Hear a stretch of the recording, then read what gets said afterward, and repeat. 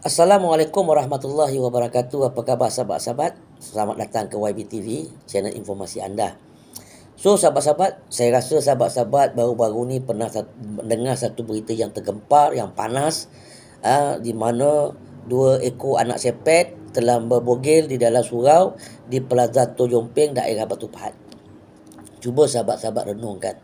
Cuba sahabat-sahabat fikir-fikirkan.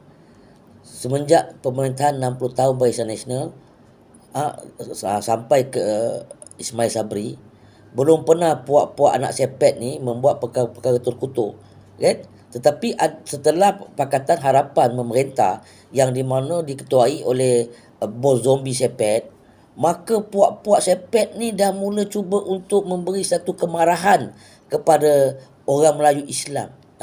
Sedangkan benda tu dia tahu tempat tu tempat orang Islam membuat ibadah. Kenapa mereka sanggup membuat perkara-perkara terkutuk di dalam tempat orang beribadah? Ini satu persoalan sahabat-sahabat. Keduanya, apabila saya membaca akhbar, saya melihat jurubahasa mahkamah terpaksa menggunakan bahasa Mandarin untuk menerangkan tentang kesalahan-kesalahan yang mereka lakukan.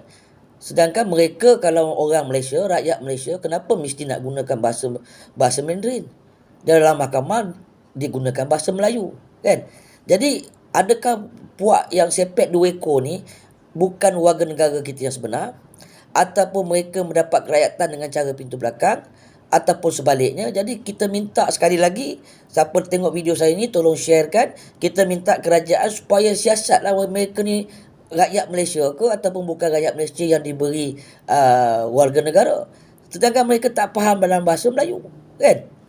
Jadi apa yang mereka lakukan tu, yang mereka buat perkara-perkara terkutuk di dalam tempat orang Islam membuat ibadah, yang ini surau, takkanlah dia tak tahu ini adakah dia sengaja atau dia tidak sengaja. Ni anak-anak sepet ni.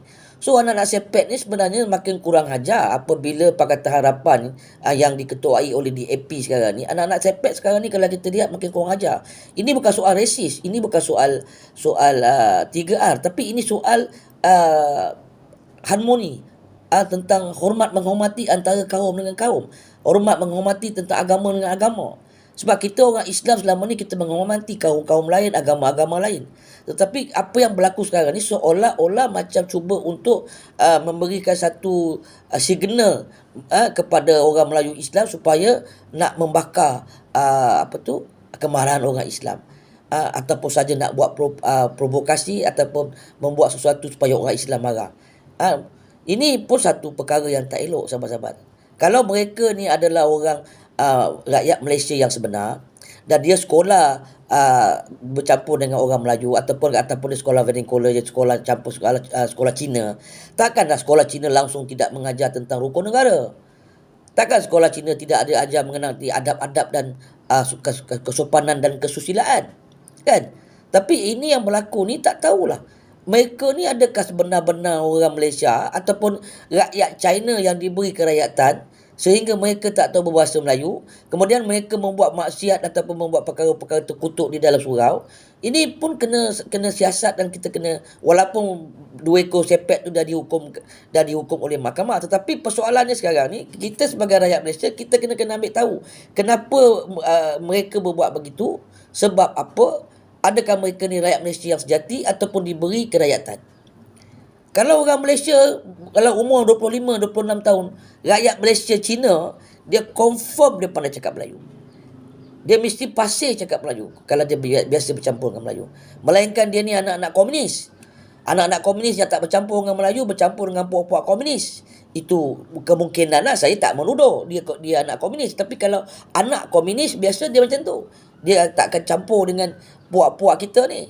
Jadi saya harapkan kepada kerajaan Malaysia supaya ambil kira balik tentang isu yang berlaku tu. Siasat balik budak ni, dia ni rakyat Malaysia original ke ataupun mereka ni diberikan kerakyatan. Jadi itu yang saya nakkan kepada rakyat Malaysia dan juga kerajaan Malaysia ni, supaya siasat balik isu ni. Sebab bila dia membuat satu perkara yang terkutuk di dalam surau tu, kita rasa macam Pelik. Dia tak tahu. Situ ada tentu ada surau gambar orang Islam nak solat, ada perkataan tulis surau. Takkan dia orang Cina Malaysia yang warga negara dia tak tahu perkataan surau. Kan? Tiba-tiba dia boleh buat perkara-perkara tu kutuk berbogil di dalam surau. Kan? Ini satu permasalahan. Ini juga kita kena jaga-jaga, sahabat. Sebab puak-puak di AP ni, puak-puak yang membawa pemahaman liberal ni, dia akan membuat satu perkara yang propaganda-propaganda yang membuatkan orang-orang Melayu Islam kita marah. Itu cara mereka. Bila kita marah, dia kata kita rasis. Bila kita marah, dia kata kita perkauman. Inilah taktik-taktik mereka. So, DAP harus kita tolak, sahabat. Sebab DAP, dasar perlembagaan dia adalah sekular. Dan juga dia nak jadikan negara kita ni negara yang tidak ada kepentingan kepada mana-mana bangsa. Dia nak buat kesamarataan.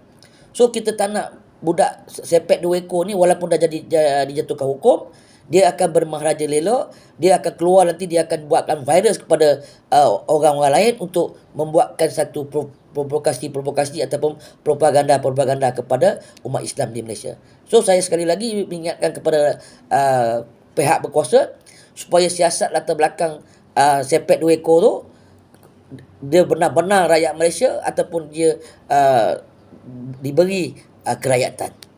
Tapi kalau dia benar-benar rakyat Malaysia, yang original, yang memang lahir kat Malaysia, yang keluarga dia orang Malaysia, ini mungkin niat dia niat yang jahat. Takkanlah dia tak sengaja. Betul tak sahabat-sahabat? Takkan dia tak sengaja. Mungkin dia saja nak provoke, kan? Jadi kalau persoalan dia sekarang ni, orang kata adakah dia sengaja ataupun dia tidak sengaja. Tapi pada saya, tepuk dada tanya sedera lah. Sebab tulisan ada. Dan dia kalau bercampur dengan orang Melayu, takkan dia tak tahu tentang surau ke masjid, kan? Jadi itu je lah, sahabat-sahabat. Harap-harap kerajaan ambil tindakan ataupun siasat semula siapa mereka ni. Okey, itu sajalah perkongsian saya untuk hari ini. Apa-apa pun, PN the best, PN the best, PN the best. Takbir. Aiskir wabillahi taufiq wa hidayah. Wassalamualaikum warahmatullahi wabarakatuh.